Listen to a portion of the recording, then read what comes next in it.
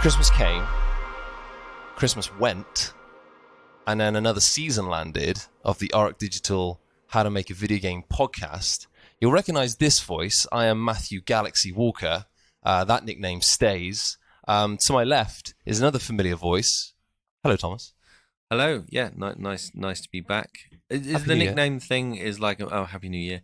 There's got to be a time period at which, you know, we're out of the period where it's mandatory to wish people New Year, and of course people might be listening to this podcast, like in fact they will be like weeks after New Year, so that's true. Belated Happy New Year to everybody. But even so, it's the first time back since the turn of a new decade. Big decade, this one. It's 2020. We're not going to get into like Ghostbusters talk now, but I'm excited by this season for one reason and one reason only. But Thomas, to your left again, we've got a new person on the panel, if you can say that. Hi, Jem. Hi. It's me, Jem, social and marketing and community manager for Auroch Digital. Fairly new at the company and new to the podcast. Now, for those that can't see, banging red hair. Now, you're on the red mic with the red hair. That is not an accident. Red's my vibe. Fiery. Well, yeah, Jem joined us. Well, it seems like you've been here a long time in a positive way, as in you really joined the team and been an integral part of what we're doing. So you were dropped in at the deep end when we launched Megaquarium. Yeah, 6 weeks before launch. Yeah. It was fine. Dropped in the deep end, literally, figuratively. But the game's done really well, really positive response. I learned loads about pufferfish and longhorn cowfish, so huge positive for me. Yeah. And what would you say of the marketing stuff you did on that was your favourite? What was the most interesting thing? I got to go to 2 different aquariums, the National Marine Aquarium in Plymouth and Bristol Aquarium. We did a lot of filming and live streaming, and I got to live stream with a shark behind us. That was really cool. Lemon. A lemon shark? Yeah. Oh, man. Oh, no, I thought you meant the shark was called Lemon, like they'd given it a name. No, it was. So it's a lemon shark called Citrus. That is a good name. He was really nice. He's like the oldest shark in captivity, I think in England, and he's really nice. And they were cleaning the tanks, and he was coming up to them. They have a special stick to poke him with because he tries to get too close to them. He's friendly, but also he's a shark, so they're like, get the poking stick, and that's someone's job, just to poke the shark. Oh my god! Really Yeah, imagine that on your CV. What did you do in your last job? I was a shark poker. A shark poker. Yeah. Gosh. Was there a good career prospect? Could you rise to be head of shark poking? Well, some aquariums have like whale sharks, so you need to work your way up to poking one of those because they're massive. Yeah. It's like a huge stick. I don't want to poke a whale shark. Oh, this is making me think of some images that came out probably inside 12 months. Is it Big Blue, which is the biggest recorded shark on record? It is massive. It's a 50-year-old female.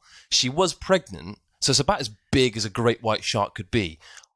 Huge. Ooh. Look this shark up online, and the pictures are absolutely stunning, utterly bonkers. She's okay, right? They didn't find her, like she's giant and we've killed her. No. It was an Australian. I think it was an Australian marine biologist that took some amazing shots. And when you see the perspective between the human and the shark, you think, my gosh, okay, definitely that thing is huge. That sounds very cool. Yeah, look at that. So here we are, season 5. Now, for me, especially, I get a chance finally to have a good bash at some games over Christmas.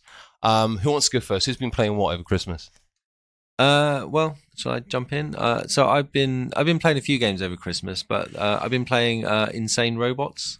Never heard of it. Oh, it's sorry. Yeah, by a company called Planiac. Now I know Planiac people, and they're really lovely people, but it's basically like they've reduced a card game down, like a collectible card game, to its base elements, which is kind of hard to describe. It's basically you control a robot and you battle against other robots, and so it's like this kind of boiled down card battling game, but it's really nicely done.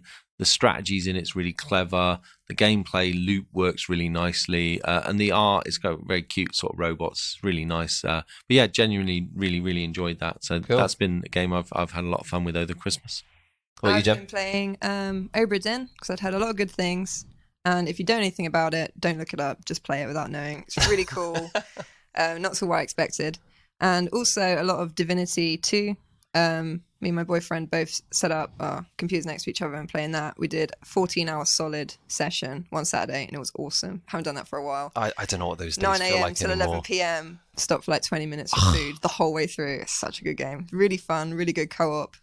I am Los, and I've got like this big red lizard, the Red Prince, who hangs out with me, and he's a dwarf, and he's got a skeleton called Fane, who's really sassy.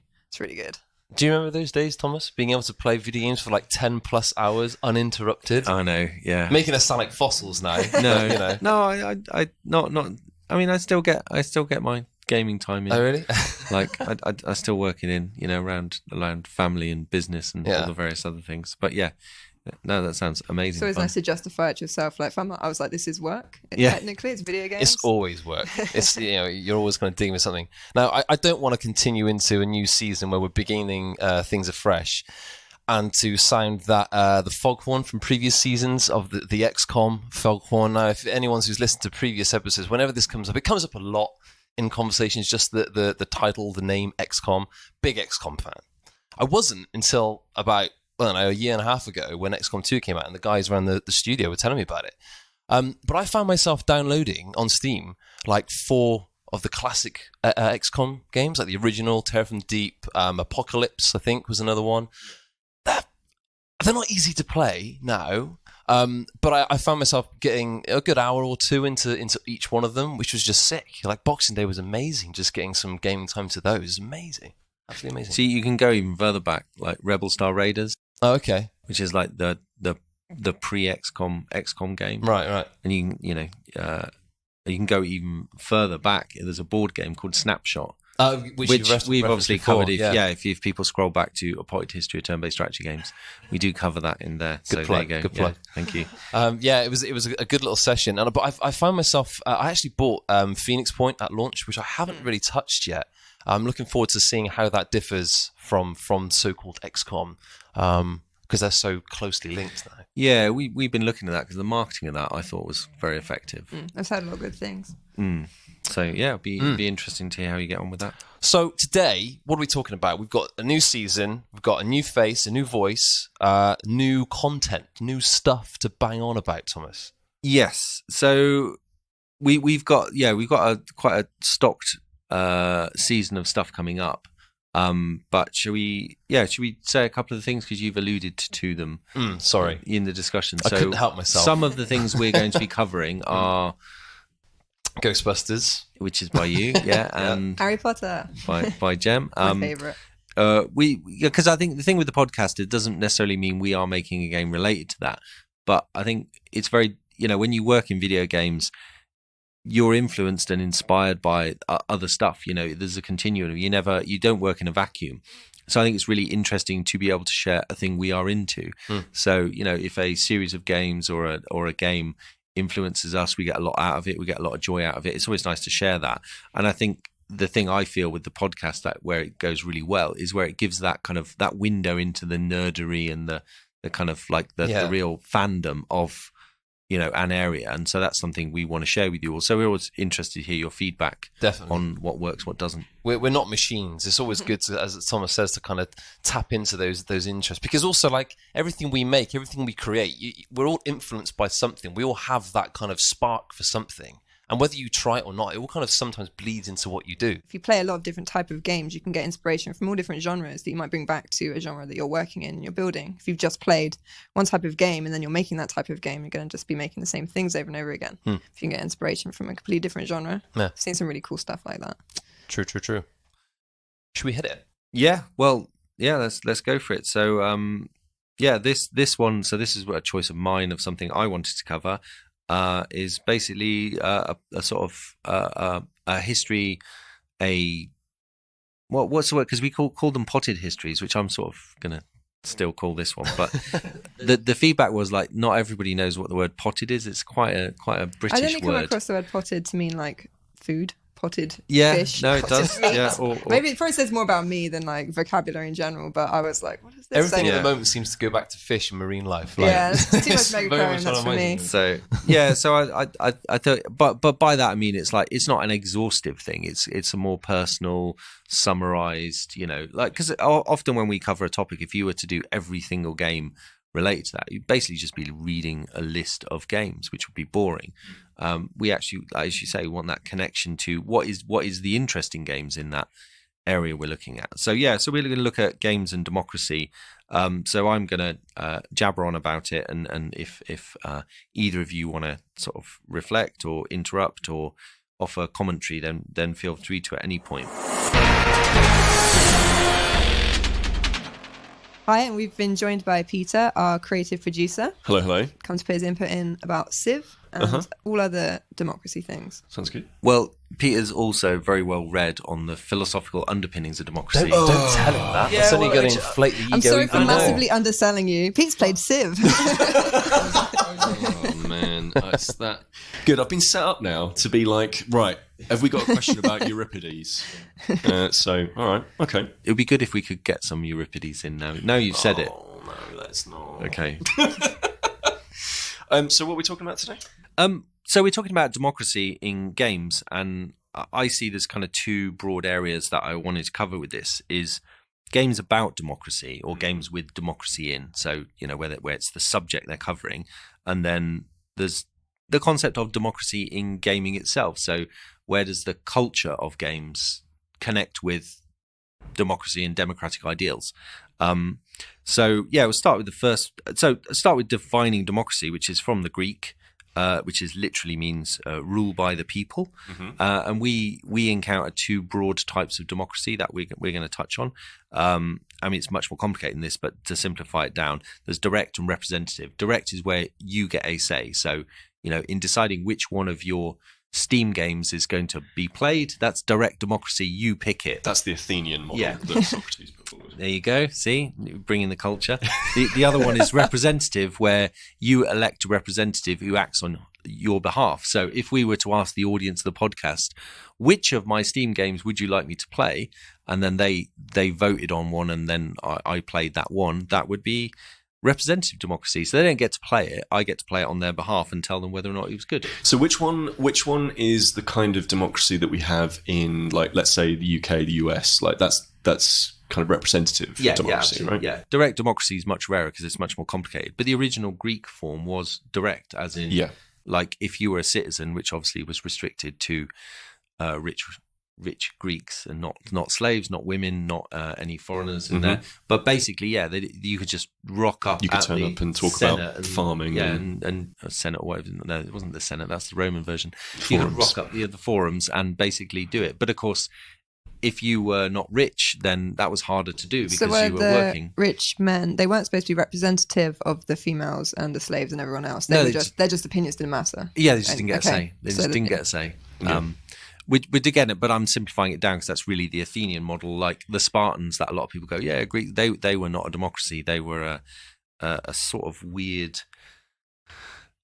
They were a weird monarchy. They weren't straightforward monarchy. They had a bunch of other stuff in there. It was more complicated than a monarchy. But it was a monarchy. They had a king and sort of oligarchy, in that it was about the strongest. Yeah, but it's a weird sort of half socialism, half communism, half capitalism. It's very weird. They weren't really seen as and like if you played, which I'm playing at the moment, Assassin's Creed Odyssey, they talk a lot about this because there's a lot of Sparta versus Athens and stuff like that. And the Athenians definitely saw the Spartans as not really engaging in what it was that Athenian democracy was. But so that was very much if we take out the fact that who the Athenians thought actually mattered, their form of democracy was kind of very sort of pure in that way, but it also didn't really work in a lot of senses. It was very slow, and it was also a much smaller scale, and that's why Athens kind of. That's why the whole thing eventually would fall apart, because not many people felt like they were being represented, like Sparta, like Corinth and stuff like that. So, how well represented is that in Assassin's Creed Odyssey? And is that worth playing? Bizarrely, like really, really well represented. Like so, there's lots of warring faction stuff. There's a lot around. I mean, it does that classic thing that Assassin's Creed games all do, which I love, which is bring in characters that would never have met and do things that they never would have done. Like Socrates is in it, and so is. He's such a jerk. He's such a jerk. Just turns up and is smug. But that is. Oh yeah, of course you've been playing. So, but that Socrates is very much like there's the philosophical Socrates that we know about. Like, he wasn't well liked at all. Like, we don't know anything about historical Socrates, but like philosophical one, he is always the guy who's like, but is it really like that? They do a really good job of it. Basically, if you want, rather than going and reading The Republic or anything by, Homer or Euripides or anything, just play Ubisoft's latest. I guess. Cool. Well, yeah. So, I mean, as a topic, that's a good one. For me, like I mentioned, like I got into the idea of democracy by watching some stuff about the English Civil War. I was always fascinated because I was partly brought up in a village called Bovey Tracy, which you know. Shout out. Yeah. Shout out to Bovey. Big up, Bovey. But, yeah. But Bovey is like, it was there were a few battles fought in and around it, skirmishes as part of the English Civil War. I thought you meant when you grew up there. No, the locals I'm not that old. The rough thanks. The rough streets. Where there was a gang called the Roundheads, another gang called the Cavaliers. I know there's sometimes disputes between the local council and some of the residents. I thought that's what you meant, like the skirmishes, like at the post office, people frowning at each other. Okay, actual skirmishes, fine. It was tough. Yeah, it was tough. No, it wasn't the mean streets of Bovey, But that, like, my dad would tell me about, like, there's Cromwell's Way, the road there, and my dad would say, like, it's named after Oliver Cromwell, was reputed to have come down there. I'm not sure he actually did, but that got me into, okay, what was this thing? What was this Civil War? And I think that got me really into the subject, because at that point, the idea that as a non-noble, as an ordinary person, that I would get a say was so radical, such a weird idea. But that ultimately, the war didn't start about that, the Civil War, although it's actually correctly called the War of the Four Kingdoms, because it's actually a war that raged between Scotland, England, Ireland into Wales in parts. It was a really complicated conflict with loads of factions within it. But that got me interested in it, and then from then I remember coming across more and more of it, and that got sort of built the topic. So when games, there's a couple of games that touch on the English Civil War. So there's one called Pike and Shot, which is a digital game, which is, I think, a Slytherin game, which I played and it's quite good, but it's basically the war. All the interesting democratic things, they're not in there. You just stab people with pikes. Sure. And there's a kind of skirmish war game, as in miniatures game, called Pike and Shot also, but it spells shot the old-fashioned way, which is SHOTTE, right. Like Pike and Shotty. I don't know whether you should pronounce the T. Like an oldie-fashioned shoppy. Ye oldie shoppy, Pike and Shotty. So the Y in ye was actually pronounced TH, so we write ye, but it would still have been the old shop. Oh, really? Right, I did not know that. Right. Boom. History degree, paying for itself right now.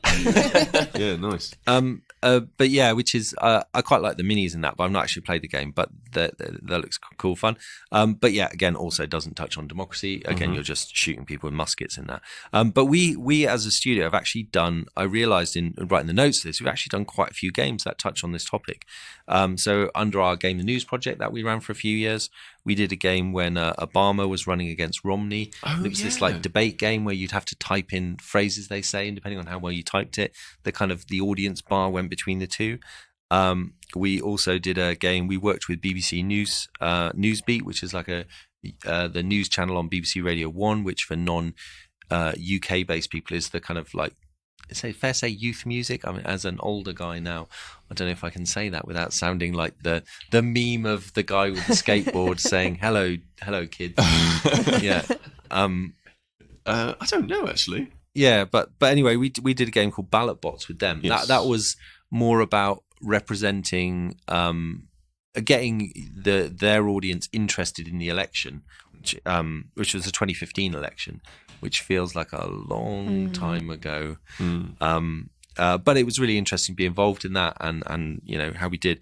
And then the other one is we worked with Wonket making a game called Elections of US America Elections, which was our card game about the 2016 US election. But fortunately, we included a bunch of characters that are not solely limited to that. So actually, it's still totally cool to play it now. You can be George Washington or Cthulhu or anything. And I think in celebration of this podcast, we will put that on sale so you can pick it up, because it is very cool. And I had a lot of fun making that. But there's a couple other topic games that I think worth touching on around this is Positech Games make, actually, I realised, two. One that I really like and one I've not played. They make one called Political Animals. I don't know if anyone's played it. No. But that's much more about the election campaign. And then they also make, more notably, I think, a game called Democracy 3, which is basically... Has anyone else played? Yeah, I've played Democracy 3, yeah. They've got a fourth one coming now. They have, yes. I think they've announced that, so excited for that.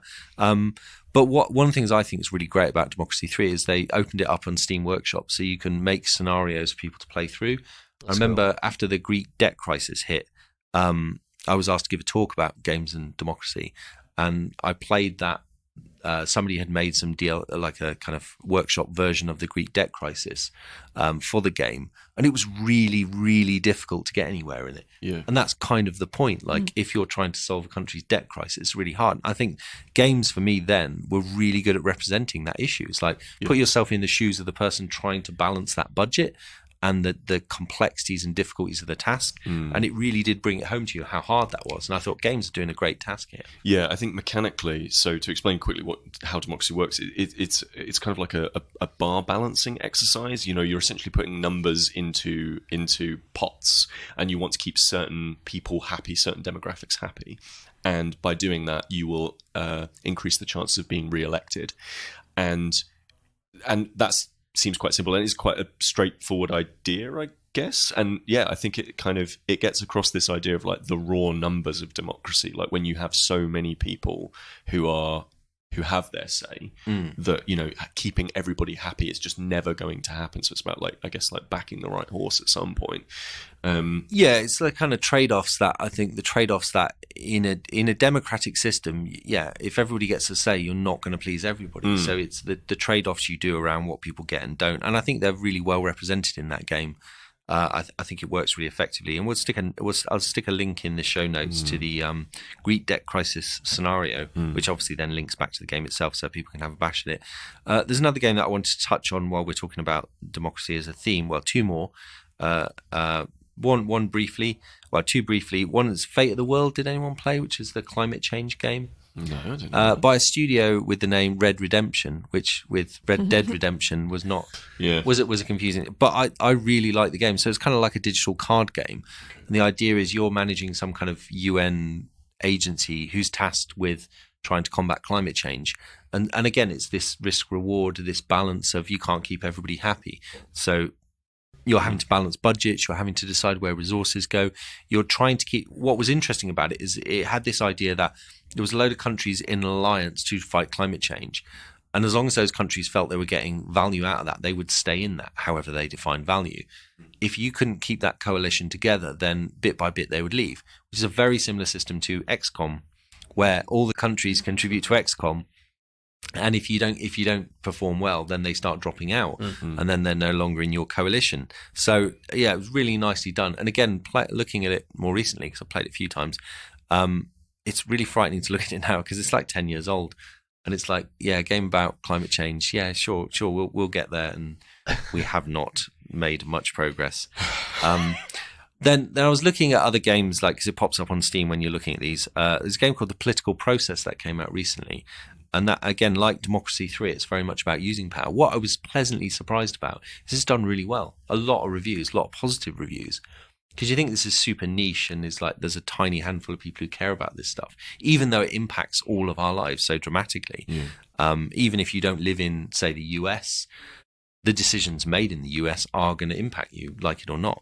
So I was pleasantly surprised to see that the game not only looks interesting, looks well done in terms of its mechanic, but it's quite popular in that sense. But it's also a hyper engaged audience, right? The political set of people, right? Like, so it might be that there's a group of people who are way into politics, and like it's the only thing that they'll tweet about, for example. It's the only thing they really want to discuss, and having that level of engagement with a specific subject, I think, leads you then into wanting to engage with it in through art, whether or not that that's a game or reading about it in a newspaper or any other way. I mean, that's why we did that one game with One Cat, right? Like, we knew that they have hundreds and thousands of comments and stuff like that on every article that they do, because it's such a naturally polarizing and therefore debate sparking subject.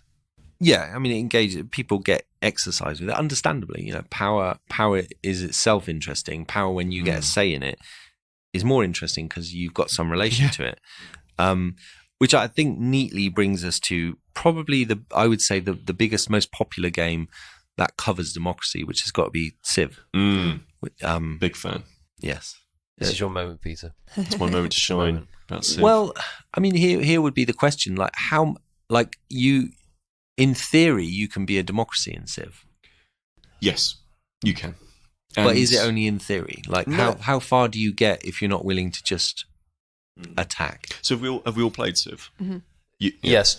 Yeah? Yes, I can Would say you yes, want to give an example for people who haven't played Civ? Like, I haven't played it for a few years. Okay. Well, so you remember, I mean, different versions of Civ are, they kind of change up the rules a little bit, but Civ 5 you played, or Civ 6? 4? I think 4. Mine's like 1, Right, 2. sure. Yeah. So I mean, the basic idea has always stayed the same. It is really a digital tabletop adaptation. So the original Civ is actually based on Advanced Civilization, which was a very, very complex board game. And the idea essentially is that you are taking different factions and you choose a leader, and that leader has different kinds of skills and buffs in different areas. But the main thing is it's a 4X. It's exploit, expand, exterminate, and some 4th X that I've completely forgotten about. And explore, maybe it's that. And so you build out from your starting city with your faction. You might say, okay, well, I want to create some archers because I want to go over here, and eventually I want to create a new city. So I want to make sure that nobody comes along and murks my civilians while they're setting that city up. And the way that the actual democracy is handled is kind of, I like to think of Civ as kind of a role-playing game in a lot of ways, because I think you play Civ, there isn't like much in the way of mechanical there isn't much in the way of like mechanical punishment for completely changing how you want to build your civilization out. Like, you can go from being like an absolute sort of tyranny that is very war focused, and then convert that into a science focused democracy eventually. And there isn't so much mechanical there isn't so much mechanical impact for doing that. But I think when it comes to actually talking about the democratic side of what Civ is, it's really about how you engage with other nations. And a lot of that stuff, certainly in multiplayer, is much more outside of the mechanics of the game. It's much more like the old play by email, play by post kinds of games, where you're actually having conversations with players outside of the mechanics of the game and saying, well, look, I'm not going to go and expand over in this direction, and because I don't want to increase tensions over here. But if you could send me 3 of your special resources as to sweeten the deal, that would be very nice. And that idea of democracy being about engaging with soft power. Soft power, yes. How you get across what you really want to achieve using political power, as in literally the power of your polis, like of the people involved. That really is where I think a lot of that comes through. Because you also have in Civ this idea that, and I suppose this is the people power thing, which even if you're not in a democracy might happen, which is if the people are not happy with what you're doing, eventually they eject you. Sure. So in Civ, you can lose by an unhappy population where they've just got... Yeah, so you can never lose fully the game, but you can... If your people are unhappy, it will stop growth, it will stop money, you will have a load of disadvantages. And I think that's all about keeping your population happy. But you can also use democratic power to talk with other nations to get what you want ultimately, and have that conversation around what is your nation going to really push push towards, is it science, is it culture, is it tourism, and those kinds of things. But mechanically, yeah, I don't think democracy itself it's a part of the meta. It's not part of the actual game itself. Yeah. Because, and again, it's that thing of like you pick a character. You know, are you going to be Gandhi or Genghis Khan?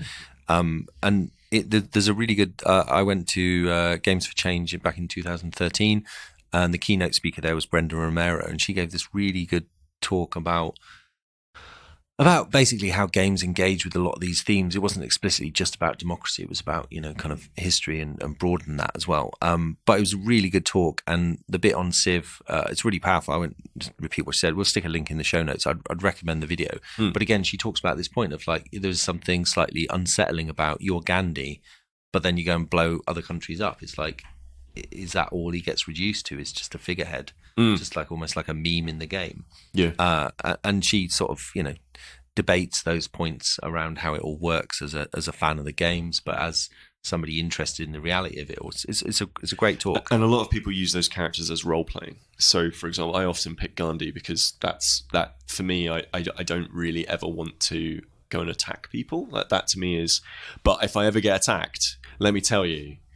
The French were 100% not happy after they came and skirmished right next to me, and they were like, oh, we're going to go and attack this city. Defended the city walls. Gandhi was like, peace, love, all that good stuff. But as soon as they attacked my city, Gandhi was like, we're bringing out the big guns. And the French were like in the Stone Age, while I was like hanging out, and I had like cell phones and all that sort of nonsense. Honestly, Gandhi is like beautiful to everyone until he's pushed. Don't mess with Gandhi. Don't push Gandhi. Yeah, sort of role play town. That's got to be on a t-shirt. Don't push Gandhi. Don't push Gandhi. He's got nukes. Yeah. So I was going to touch as well briefly on the idea of the democracy within the games, as in within gaming culture, which potentially is a massive topic. So, and in fact, I was very honoured to be invited to TEDx Houses of Parliament, and obviously what they call the British Parliament, the mother of all parliaments. And that was the topic I talked on, and so we'll put a link out to that. So I won't cover everything in that because you can watch the video of it, but I will summarise some of the interesting stuff that was covered in that. And I think this goes to I think gaming, all the stuff to do with the games you like, the games you enjoy, what you get, what you pay for, they do actually touch on themes of what democracy is about, which is, so democracy is always about balancing rights and responsibilities. So, if you're a citizen, you get a vote, but what responsibilities come with that citizenship, if any? Sure. It's inalienable, under the American Constitution, these are the rights that are granted to you by birth, and they are inalienable. You are just given them. But of course, there's always debates, how do you exercise? And some of those rights can come into conflict with each other. And I think there'll never be a situation where a democracy has worked it all out. It'll always have that messy edge, which is what makes it interesting. But also then, majorities versus minorities, whereby if you've got a strong majority and they're always pushing what they want above a minority, then is it a democracy for the minority if they never get anything they want? So, and I think democracies have to figure out ways to accommodate those broad views. And you could see it as a simple example in gaming, where if a minority of players, say, have special, could do with accessibility options in the game, and it's not in there, and it's well, the majority don't want it, so we'll spend our development resources not doing it. Well, then you're excluding people, and do they feel part of that? And that's a very ham-fisted way of showing how it works in a gaming context. But in doing the research in that, I was fascinated by the kind of story of EVE Online. And to me, EVE Online it's a fascinating game anyway, and so much of the stuff that happens in there, like you talk about with Civ, where it's meta, it's like the players bringing it to the game rather than game mechanics explicitly allowing it. But they had a thing where, they've had a series of protests within the game years ago where, the people running the game were making choices that those within the game were not happy about. And I think this is where it's slightly different, in that if there's a game and you don't particularly like what it's covering or don't like what it's about, well, don't buy it. Somebody say, it's fine, and that is a choice, and that's absolutely a choice. I think games should be the creation of the creators who wanted to go it, and they should, this is what we're offering. If you like it, get it. If you don't. It's slightly different, not completely, slightly different when you're in an MMO or something like that, because actually you contribute a lot more than just your money. you've put time and energy in, you've built maybe a clan or a faction, you might have accumulated a lot of resource in that game. And so if the people running that game start to make decisions, and they can be anything from technical decisions about not maintaining the servers well to mechanic decisions within the game that maybe, stop something you were doing that you put a lot of time and energy in, stopped your faction doing a thing that you've spent time working towards. And so they had a series of protests in EVE where the players of EVE were protesting not against the creators of the game, against the company running the game, and unhappy. And this cumulative protest ends up in the creation of a thing called I think it's called the Council of Stellar Management, which is where the community votes people to sit on a forum that interacts with the company to represent the player's point of view. Nice. And I think that's I think it's a really positive democratic thing where the players then, so it's going back to our original, it's representative democracy. It's not like, tweet at us what you want. Well, it's just, it's a chaos of stuff there. Yeah. But in actual fact, by voting those people into that office, they've got some degree of community support, some degree of value within the community. It's not just, you're not just selecting somebody at random. And then if they're doing their job right, they talk to the community of what are the issues we're facing, and then they talk to the company. And then between those dialogues, that's the democratic process. They won't get everything they want because maybe some of the features they want are too expensive to implement or just can't be done with the tech. But also they should get some of what they want, because obviously the company wants to keep the players happy because the players want to be paying for it. What did the players do to protest? Was it an in-game protest? Yeah, they did in-game protests. So there's some fantastic videos, which in the link on there, I think I've got the videos in there, where they did one where they all turned, there's like central hub in the game, which is like this, sort of invulnerable spaceship. And thousands of players turn up in their cruisers and start attacking the administrative hub of the game. Well, a similar thing happened in Ultima Online. So Ultima Online was one of the really early, one of the earlier MMOs, and this was more about, they had a lot of issues with servers and stuff like that. But it was actually quite a complicated MMO for the day. Like you had property, and it had an economy, and it was groundbreaking as a game. But it also had the character of Lord British, who is the avatar of the game's creator. What's his Richard name? Garriott. Richard Garriott, that's right, yeah. And he had a castle in the game, and and he had his own character in the game, which was reputedly unkillable. But yeah, there was a political assassination of him. He was giving a talk, and there was lots of people watching it. And it was a celebration, wasn't it? Yeah, and some guy like pickpocketed a fireball spell from somebody else, and then burnt Lord British to a crisp. I think what had happened, I think from the research, seemed like there was some flag every time he went in. He had to tick a flag to say, "I'm invulnerable," because he wrote the game, so he forgot to tick it one day. He got burnt in there. But there's also the degree of political assassination, like there was leadership in the game, and it was very visible. Yeah. And some people were unhappy with how it worked, and all this idea that is that fair that one person in the game is invulnerable and all powerful, and everybody else.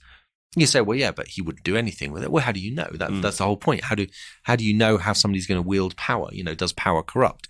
And so, he got killed. So I guess there you go. Yeah, but it is a fascinating story. Yeah. Where does Paradox fit into all of this?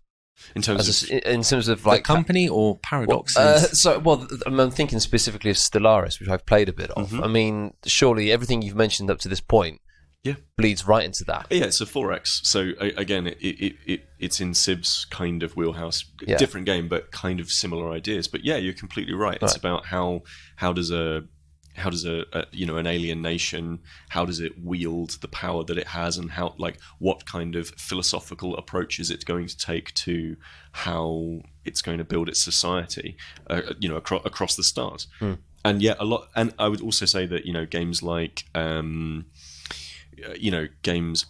Crusader Kings and Europa Universalis, they are all also games about how people wield power. And how that power is spread across different nations as well. But where I think they're missing a lot of those games have some kind, like we talked about with Civ, some kind of mechanic that gives the happiness or unhappiness of the population. Yeah. But what they don't have is that direct that link between the use of power, especially the most extreme form of power, which would be the ability to wage war, the ability to mete out violence, and some kind of democratic connection to it. So it's like, it's the difference between if you kill somebody and you're a soldier, you might be a hero. If you kill somebody just out on the street, you're a murderer.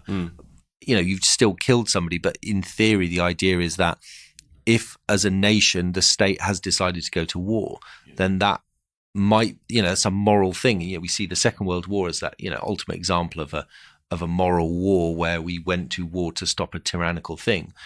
Where it's more interesting if you look at previous wars going back to that, so say the First World War. If you look at all the propaganda around the First World War and what people wrote about it, it was seen as a very moral war. Whereas through the lens of history now, over 100 years later, I think we see it as a much more complicated thing. And sure, there were moralities going on in there. But ultimately, I think it's notable that the conscientious objectors, the people who refuse to fight, are now not seen as some terrible cowards, are actually seen in a much more rounded light. But other things like the campaigns to get those soldiers who, obviously we now know suffered from post-traumatic stress disorder and then couldn't fight anymore, but were shot because they were cowards refusing to fight. And I think getting their records expunged has been a big, and I think very worthy campaign. I'd say, again, my interest in it goes, my great-grandfather, who knew very well, was a soldier in the First World War.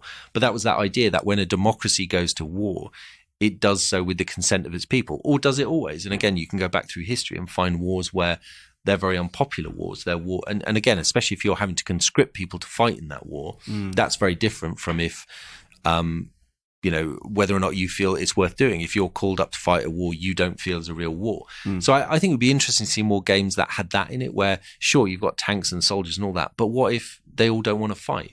What if you order a unit to attack and they choose not to? They rebel, they revolt, they even join the other side. I mean, you saw this in the Spanish-American War, where certain units would defect to the Mexican-American War would defect to the other side because they were unhappy about what's going on. A lot of the Revolutionary Wars, you see a lot of that stuff. So I think it'd be interesting to make a game where you can delve into those mechanics more, where the use of violence was not just at the whim of you as the player of like, yeah, just kill them. Maybe in a Gandhi in another game where you say, fine, let's nuke this city. He would refuse. It feels a lot with all these games that we've talked about, that there's the sort of the limit to how democracy is represented, by and large, is very much, the onus is very much placed on the player to engage with it, as in through a mental act of, is this right, or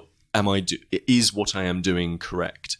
It feels like there aren't that many games that directly take their mechanics and use those to explore what democracy actually is beyond, the very, I would say, kind of not straightforward, but like beyond war. There aren't that many games, for example, that are about like running a town and how you get people in the town to get behind your decisions, right? So one of the downfalls, I would say, of a game like City Skylines, which I love, I think is a really good game, but you can do whatever you want. Like, I've spent the last 3 years, in-game years, of City Skylines flattening an area of land and basically leaving people to just give me money and not me providing any services, mostly because I'd like a really flat area of land to build lots and lots of buildings on. But I've spent 3 years doing that, and I'm fairly sure I'd be out on my ear if I was the mayor, right? But it doesn't really engage with, how do you keep your people happy? How do those people have a say? How do you, as the leader of that democracy, enact the things that those your citizens in the game, how they feel? And there aren't many games that kind of engage with that. I totally echo your call to add the planning permission into City Skyline, where I'd pay a tenner for that. You want to build a building, you've got to apply for planning permission. You got to turn up to the local council decision making thing where they whether or not they give you planning permission. And I would absolutely love that. I mean, in a simulation that has entire systems built around figuring out the intricacies of how a traffic system works, which is a very dry subject. They're interested enough to do that, to figure out, oh, this is a merge lane, whereas this is a dual lane. Like, they're interested enough in that, but not interested enough in but what are the actual people? Yeah, no, I completely agree. I think it would be interesting because democracy is often played out in the smallest of all arenas. We talked a lot about these big things, but actually, most people's engagement in democracy is if you live in a democracy is a very basic level. So planning permission is a great example of that. Right. It's like you think, well, it's my land, I can build what I want on it. Yeah, but what if you build a massive tower that then overlooks next doors? Yeah. Do they not get a say in that? What if their garden's entirely in shade because you bought an enormous tree house? So in actual fact, it isn't as straightforward as saying it's my land, I'll do what I want in it. And that's when you get these rules. Well, what are the rules going to be? Who decides on the rules? If you don't get a say in those rules through the election of your of government and local council and everything like that, then suddenly you feel they're imposed on you. And if they're imposed on you, you get unhappy. And then you get the English Civil War all over because they wouldn't give you planning permission. Because you built a tower in your back garden. Well, because my neighbour built a massive tower in their back garden. So I think igniting a nationwide civil war was a reasonable response. Depends what the tower is. If it's some sort of attack tower, you'd be a fool to then try and go to war when you don't have a tower. So the downside was it's the tower from the Augustus Deleth novel Lurker at the Threshold, which summons creatures from an interdimensional space. But they didn't put that in the planning application, did they? They just said it. They just said it was a religious tower. They didn't say it was going to be summoning creatures from another dimension on that super tangential odd endpoint. Yeah, but we do. Yeah, we you can get elections. Yes, you can, and we'll put it on sale. It's on our physical store. There's the main game and an expansion as well. We'll include them separately and as a combined special offer, so you can choose. It's your choice here in the Auroch Democracy. You can choose which you want to buy. Mind blown, guys. Every time. Thank you. Thanks very much for coming in and talking about more than Civ, Pete. Sorry for just being like, thank you so that's much. Your full wheelhouse. Just saying. Yes. Has this become a recent thing where that's the only thing Peter's been talking about? That's the only thing I'm into. Yeah. I feel your pain, man. Ghostbusters and XCOM. That's what winds me up, and I can't stop. Yeah. It's a real. It's a pain. It's my brand now. It's a good brand to have. Yeah. Thanks for your time, guys. It's been amazing. Well, thank you. Thanks for inviting us on again. It's okay. Now, I don't know about you, Jem, but like with most episodes, especially when Tomas is, when we find that the little valve on the back of his head, we just kind of crank it a little bit, wind it up, and away he goes. When that valve finally stops spinning, like, so too does the steam stop releasing itself from my ears of my head having been blown so much by knowledge and by facts. Yeah, I don't always appreciate like how much knowledge these guys have in depth about these sorts of subjects, and I'm working them day to day. Like, oh, this spreadsheet, have you seen it? And they're like, all this information about the Greeks and democracy and the history of all these things. And I'm like, whoa. I know, it's mad. I mean, Tomas is an absolute encyclopedia of most things. I wish I could casually drop one of my TED Talks into like, if I'd ever done a TED Talk, every conversation would start and end with, by the way, I've done a TED Talk, just so you know. I would love that. Like, imagine you just casually in a coffee shop with like some old friend. You're like, yeah, this time I did a TED Talk in, you might recognise me from my TED Talk. Madness. But so we've got a sale on. We're going to hit a sale. Tell us a bit about that. So we've got our own game, Elections, the card game Elections. So if you want to, play some democracy and do that with your friends, you can get it. We'll have it on sale. There's the main game and the expansion. You get them together separately. But yeah, we'll have that on sale for you guys. Everyone loves an expansion. Yeah, always. Always. Can never have enough. So head into our site, physical store. You can find it on there. So that's aurochdigital.com. Pretty much everything's going to be contained within that site, but of course you can follow us on Twitter and Facebook and all the rest of it too. Yep. Reach out to us on social, reach out to us on email, Discord as well. Join our Discord. Always love to chat to people in there. Let us know what you think. What sort of stuff would you want us to cover in the podcast? Let us know how it was for you. Review it. Be really useful.